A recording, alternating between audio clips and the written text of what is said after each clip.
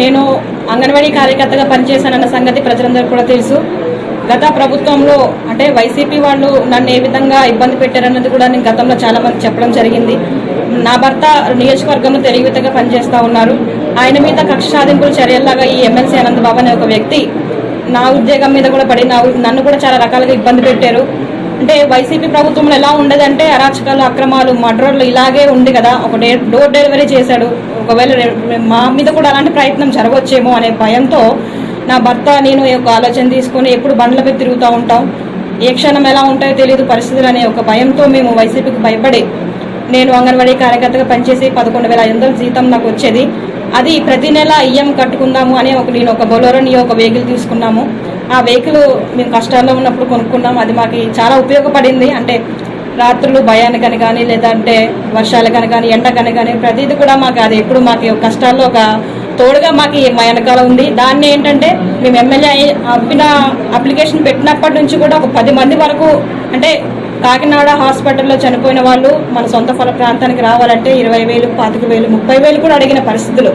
అంటే చాలా మంది ఇక్కడ ఏజెన్సీ ప్రాంతంలో అందరూ ఉద్యోగస్తులు ఉన్నారు. కూలీ పని చేసుకునే వాళ్ళే, నిరుద్యోగులు, నిరుపేదలే, ఇలా చాలా మంది చాలా రకాలుగా ఇబ్బందులు పడి కొందరైతే అక్కడ చనిపోయినటువంటి బాడీని సొంత ప్రదేశానికి కూడా తీసుకురావాలనేటువంటి పరిస్థితులు, చాలా మంది అక్కడే వదిలేసి వచ్చేసినటువంటి పరిస్థితులు, ఇలా చాలా మంది చాలా రకాలుగా ఇబ్బందులు పడుతూ ఉన్నారు.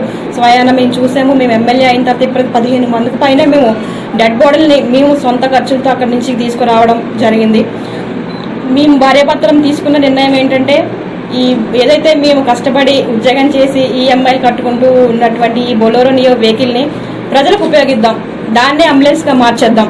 మనం తిరగడానికి ఒక కారు సరిపోతుంది కదా, అది మనం ఉంచుకుందాం. ఈ వెహికల్ని మన ప్రజలకి, మన నియోజకవర్గ ప్రజలకి ఈ యొక్క బాడీలు తరలింపుగా మనం ఈ వెహికల్ని ఒకటి మనం ఏర్పాటు చేద్దాము. ఎందుకంటే కొత్త వెహికల్ కొనాలంటే లక్షలు కావాలి. మేము నిరుపేద ఎమ్మెల్యేలం. మేము అంటే మధ్యతరగతి కుటుంబానికి చెందిన వాళ్ళం కాబట్టి మాకు లక్షలు మాకు లేవు. ఈ జీతమే మాకు ఆధారం. అయినా ఇది కూడా దీంట్లో కొంచెం మేము ఉంచుకొని మిగతా కూడా ప్రజలకు పంచిపెట్టడం జరిగింది. ఈ వెహికల్ని కూడా అంబులెన్స్గా మార్చేసాము.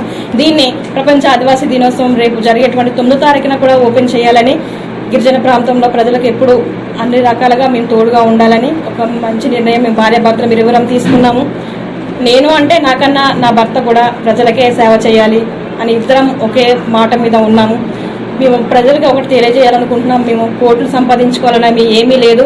మాకు చిన్న కుటుంబం, మాకు ఇంకా పిల్లలు కూడా లేదు. ఎంత సంపాదించినా ప్రజల కోసమే ఖర్చు పెట్టాలి, ప్రజలకే న్యాయం చేయాలనే దృక్పథం మేము భార్యాభర్తలు ఇద్దరం కలిగి ఉన్నాం. కాబట్టి ఈ 5 సంవత్సరాలు ఇంకా మంచి మంచి కార్యక్రమాలు చేసి మన నియోజకవర్గ ప్రజలకు మంచి అభివృద్ధి, సంక్షేమం, ఆరోగ్యాన్ని అందించాలనే దృక్పథంతో ముందుకెళ్తాం. కాబట్టి ప్రజలందరూ కూడా మమ్మల్ని ఇరువురిని కూడా ఆశీర్వదించాలని మనస్ఫూర్తిగా కోరుకుంటాము.